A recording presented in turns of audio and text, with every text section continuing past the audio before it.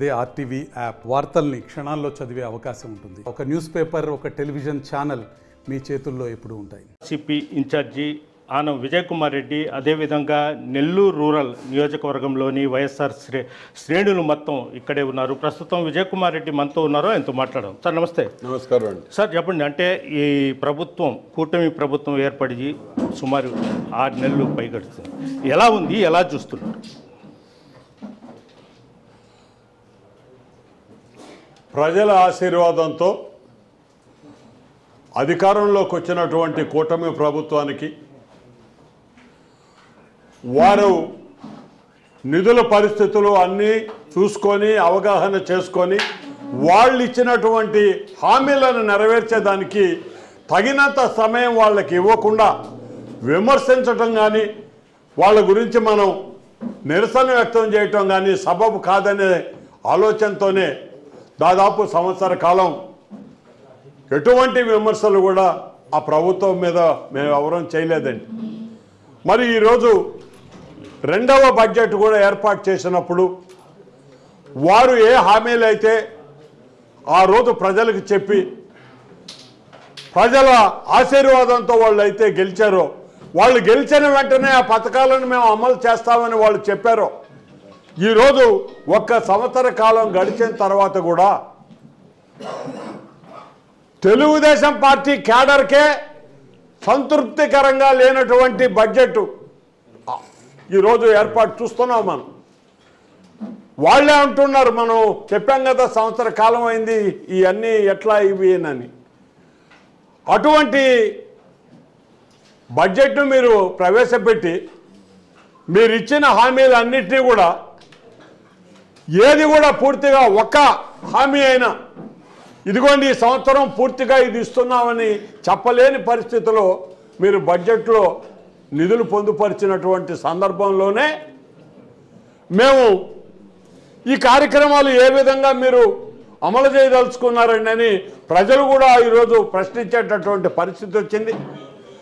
మరి ప్రజలు ప్రశ్నిస్తున్నారు కదా అని బాధ్యత కలిగిన పదవిలో ఉన్నటువంటి ముఖ్యమంత్రి గారు వాటికి సమాధానం ప్రజలకు చెప్పలేక ఒక విధమైనటువంటి చిరాకుతోనో నైరాశ్యంతోనో వైఎస్ఆర్ కాంగ్రెస్ పార్టీ కార్యకర్తలు కానీ నాయకులు కానీ ఏ ప్రజా సమస్య తీసుకొని వచ్చినా సరే వాళ్ళకి పనిచేయొద్దు అని అధికారులకు చెప్పడం ఎంతవరకు న్యాయం అని అడుగుతుంది. సార్, వైఎస్ఆర్సీపీ నాయకులు చెప్పడం అంటే వైఎస్ఆర్సీపీ జగన్మోహన్ రెడ్డి ప్రభుత్వం రాక్షస పరిపాలన సాగింది, ఇప్పుడు రాష్ట్రం సుభిక్షంగా ఉంది అంటున్నారు.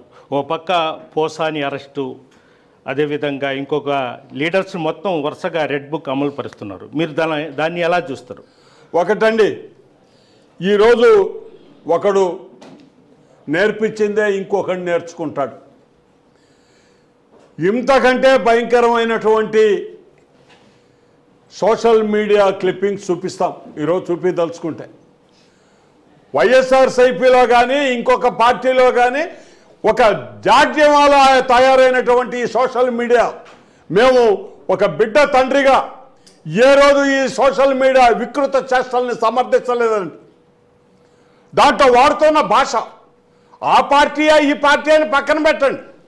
పసిబిడ్డలు ఇంట్లో ఆడవాళ్ళు కూడా ఏమిటి భాష అనేటటువంటి పరిస్థితి తల్లిదండ్రులకు వచ్చేసింది. ఓహో ఇది ట్రెండింగ్ కావాలా, బూతులు తిడితే మన పేర్లు బాగా వస్తాయి, మనకు ఎక్కువ విజువల్స్ వస్తాయని పిల్లలు ఒకరిని చూసి ఒకరు ఒక చెడు సంప్రదాయంగా ఈ సోషల్ మీడియా ఈరోజు మనం చూస్తూ ఉన్నాం. దానికి పార్టీలు పేరు అవసరం వల్ల అందరూ అదొక వైఎస్ఆర్సీపీతోనే ఆగలా, తెలుగుదేశంలోనూ ఉంది, జనసేనలోనూ ఉంది, వేరే ఇతర పార్టీల్లోనూ ఉంది. కానీ ఇది మొదలు కావటం ఎక్కడో అంతం ఎక్కడో అనేది ప్రతి ఒక్కరూ ఆలోచన చేయాల్సిందేనండి. పత్రికల్లో మీ ఛానల్స్ ముందు మేము నిలబడి అమ్మనా బూతులు మాట్లాడితే మీరు వేయరు. ఏంటంటే మీకే అసహ్యం వేసి కట్ చేసేస్తారు. సోషల్ మీడియాలో అవకాశం లేదు. నేను ఏం మాట్లాడితే అది, అవతలోడు నన్ను ఏం మాట్లాడితే అది ఎంతవరకు ఇది కరెక్ట్ అని చూసినప్పుడు దాని మీద చర్యలు తీసుకోవాల్సిన పరిస్థితి వస్తే నిష్పాక్షికంగా ప్రతి ఒక్కరి మీద తీసుకోండి, ఎవరు కాదంటారు. సార్, ఒకటి ఆనం కుటుంబానికి 100 ఏళ్ల రాజకీయ చరిత్ర అయితే వాళ్ళు భూ కబ్జాలు కానీ మంచి సెటిల్మెంట్ కానీ నేను కూడా ఒప్పుకుంటా నాకు తెలిసి. అలాంటిది ఈ మధ్యన మీరు కబ్జా చేశారని కూడా వచ్చింది. అసలు ఏంటి అది టార్గెటా? ఒకటే చెప్తున్నాను సార్, దానికి అది మా వ్యక్తిగతమైనటువంటి ప్రశ్న మీరు అడిగింది, పార్టీకి కానీ దేనికి సంబంధించింది కాదండి. కాకపోతే పార్టీ నేతగా నా పేరు రాస్తూ నేను కబ్జా చేస్తానన్న ఒక అభూత కల్పన సృష్టించ ఒక పనికిమాలినోడి పనిది. దానికి పాత్రికేయులు సహకరించారండి. అది విచిత్రం. మీరు వాళ్ళు ఎవరో చెప్పారు మేము రాసాం కాదు, రాసే ముందు బాధ్యత మీరు పెద్ద ఛానల్స్ అండి, మీ రాష్ట్రం మొత్తం తిరుగుతాయి. లేదు యూట్యూబుల్లోకి వెళ్ళిపోతే అమెరికాలో వాడు కూడా చూస్తున్నాడు మీ ఛానల్స్ని, ఎవరు పలానా అని అనుకుంటున్నారు. మరి అటువంటి పరిస్థితుల్లో వాస్తవం కనుక్కొని కదా రాయాలి. 1947 నేను మ్యాపులు కూడా చూపించాను. అదే స్థలానికి శిస్తు కట్టున్నటువంటి శిస్తు రసీదులు ఇచ్చాం. 75 సంవత్సరాల రైస్ మిల్లు చూపించాం. మున్సిపల్ ట్యాక్సులు చూపించాం. ఈ రోజుది కాదయ్యా, ఇది మా స్థలాన్ని మేమే కబ్జా చేసుకునేంత కర్మ. కబ్జా చేసుకోవాలని అనుకుంటే నా కుటుంబానికి ఉన్న చరిత్రకి సగం నెల్లూరు ఆనవాళ్ళ పేరు మీదే ఉండాలండి. మరి పోయి ఇంకెక్కడనో తీసుకోవాల్సినంత అవసరం అయితే మాకు లేదు కదా. అందుకని ఆ వివరం కూడా ఇచ్చానండి, అధికారులకు ఇచ్చామండి. ఎవరైతే ఈ మాట మాట్లాడిన తర్వాత మనం కూడా నిరూపణ చేసుకోవాల్సిన అవసరం ఉంది కదా అని మాకున్నటువంటి మా దగ్గర ఉన్నటువంటివి డాక్యుమెంట్స్ జేసీ గారి ఆధ్వర్యంలో దాన్ని ఆర్డీఓ గారికి ఇవ్వమంటే ఆర్డీఓ గారికి ఇచ్చాం. మున్సిపల్ అధికారులకు ఇవ్వమంటే నిన్న మున్సిపల్ అధికారులకు కూడా మా దగ్గర ఉన్నవి ఇచ్చాం. ఇంకా ఏమన్నా దొరికితే అవి కూడా తీసుకొచ్చి ఇస్తామని చెప్పామండి. కానీ ఒకటైతే వాస్తవం, ఈ రోజుకి నేను ఓపెన్ ఛాలెంజ్ చేస్తున్నా, మా శత్రువుల్ని మా వాళ్ళని అడగొద్దు.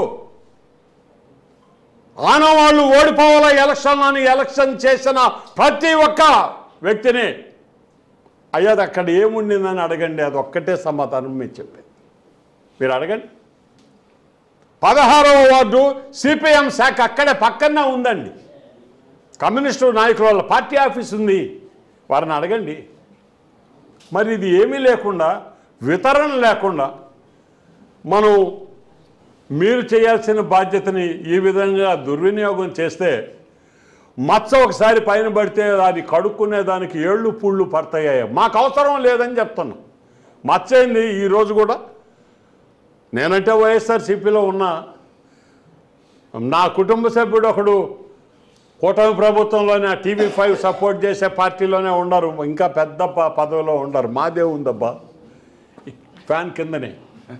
సార్ ఇంకొకటి అంటే నెల్లూరు రూరల్ నియోజకవర్గంలో రేపు 9వ తేదీ కూటమి ప్రభుత్వంలో ఎమ్మెల్యే కోటమిరెడ్డి శ్రీధర్ రెడ్డి 105 శంకుస్థాపనలు చేస్తున్నారు ఒకే రోజు. దాన్ని ఎలా చూస్తారు? ఆ సోదరుడికి నా శుభాభినందనలు కూడా తెలుపుతున్నానండి. తప్పట్లు కూడా కొడతాయనికి. ఎందుకంటే దాంట్లో సగం డబ్బు మా ఆదాల ప్రభాకర్ రెడ్డిది. ఎంపీ ల్యాడ్స్ ఆడబట్టుకొచ్చి ఏడబట్టుకొచ్చి అన్నీ తీసి కట్టగట్టి పనులు చేయండి రా నాయన అని అంటే, పనులు చేస్తే ఎలక్షన్లు వస్తున్నాయి, డబ్బులు వస్తాయో రావు అని చెప్పి పనులు చేయకుండా అట్టే కూర్చున్న గుంపు ఒకటి, ఇంకొంతమంది వేరే రకంగా చేసి ఆ పనులు కానివ్వకుండా చేసిన ప్రయత్నం ఒకటి. ఇప్పుడు ఆ డబ్బు అంతా కలిసి వచ్చిందండి. తప్పకుండా ఒక మంచి పని జరిగితే ఎవ్వరం కూడా ఏమనేది లేదు. ఎందుకంటే ఈరోజు మీకు ఎవరైనా పర్వాలా, ఒకటే వాస్తవం మాట్లాడాలా. ములుమూడి రోడ్డు ఆదాల ప్రభాకర్ రెడ్డి గారు శాంక్షన్ చేయించారండి. నెత్తినోరు కొట్టుకుంటానే ఉన్నాడు. అయ్యా నాకు ఒక 3 నెలల్లో 4 నెలల్లో ఎలక్షన్లు వస్తాయి రా అబ్బాయి, రోడ్డు శాంక్షన్ చేసుకొచ్చాను, రోడ్డు వేయరా నా తండ్రి అని చెప్పి అడిగాడు. కాంట్రాక్ట్ రేలా, వేస్తే డబ్బులు వస్తాయా, వేయకపోతే డబ్బులు వస్తాయా, ఈ ఆలోచనలతో కాలం నడిపి ఇదే పని దాదాపు ఆదాల ప్రభాకర్ రెడ్డి గారు తెచ్చిన ఫండ్స్లో 80%, ఓకే మొత్తం 80%, 80% నిధులు గాల్లో పెట్టి కూర్చున్నారండి. మా వాళ్ళే, మేము ఎవరిని పగవాళ్ళని తిట్టబడలే. దీనికి మా అయ్యలు చేసిన పని. అయిపోయింది ఎలక్షన్ అయిపోయిన తర్వాత నిదానంగా చేసుకుందామని అనుకున్నారు, గెలుస్తున్నాం అనుకొని. భగవంతుడి నిర్ణయం వేరేగా ఉంది. సరే ఆ అబ్బాయి గెలిచాడు. ఆ నిధులు కూడా ఎక్కడ ఉన్నాయో చూడమన్నాడు. దొరికిన నిధులు అన్నారు. మరి వాళ్ళకి ఎక్కడి నుంచి నిధులు వచ్చినాయో ఇక ఏ నియోజకవర్గంలో ఇన్ని కోట్ల నిధులు వచ్చినట్టు మాకైతే ఏం కనపడలా. మిగతా వాళ్ళు ఎవరు సప్పట్లు కొట్టే పరిస్థితి కనపడలా. కానీ ఈయన ఒక్కడే కొడుతున్నాడు. మేము కూడా కొడతాం సప్పట్లు. మావి కూడా ఉన్నాయి కదా డబ్బులు, కాబట్టి మేము కూడా కొడతాం. బాగుండాలా లక్షణంగా. ఇప్పుడు నెల్లూరు రూరల్ నియోజకవర్గంలో అదే కోటంరెడ్డి బ్రదర్సు నా భాషలో చాలా స్పీడ్గానే ముందుకెళ్తున్నారు. గడప గడప కార్యక్రమం చేపడుతున్నారు.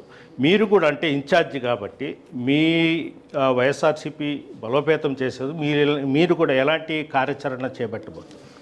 వారంటే అధికారంలో ఉన్నారండి, చాలా స్పీడ్గా ఉంటారు. మేమేంది రానంటే అప్పుడు అధికారం లేదు కదా. చాలామంది కుట్రపూరితంగా వ్యవహరించి ఆదాల ప్రభాకర్ రెడ్డి ఓటమికి కారణం వీళ్ళు అని తెలిసినా పాపం వాళ్ళని పెట్టుకొని ఉన్నాం. బంగారు కొండలు ఎలక్షన్ అయిపోయిన తర్వాత అందరూ వెళ్ళిపోయారు. వాళ్ళందరినీ నమ్మి వాళ్ళ ప్రయత్నంతో ఈ అభివృద్ధి కార్యక్రమాలు వైఎస్ఆర్సీపీ నిధులు వచ్చినాయి చేస్తారనుకుంటే అది మోసమైంది.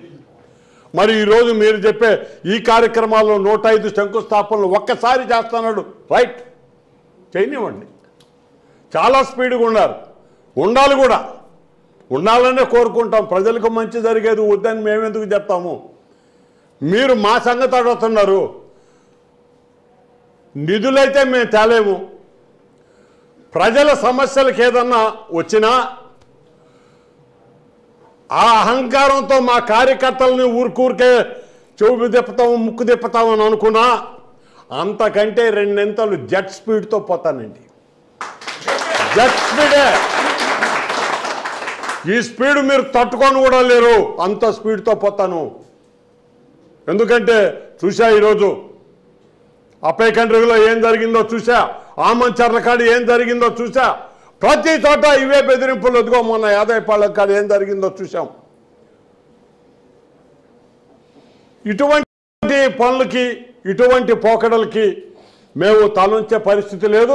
మా ప్రయత్నం మా పార్టీకి సంబంధించి మా పార్టీని బలోపేతం చేసుకోవడానికి మా నాయకులతో మా కార్యవర్గాలతో మాట్లాడుకొని ఏ స్థాయిలో పోవాలా, ఎక్కడికి పోవాలా, ఎట్లా చేయాలనేది ఒక నిర్ణయం తీసుకున్న తర్వాత ఆ నిర్ణయాన్ని తప్పకుండా మేము అమలు చేసే తీరుతాం.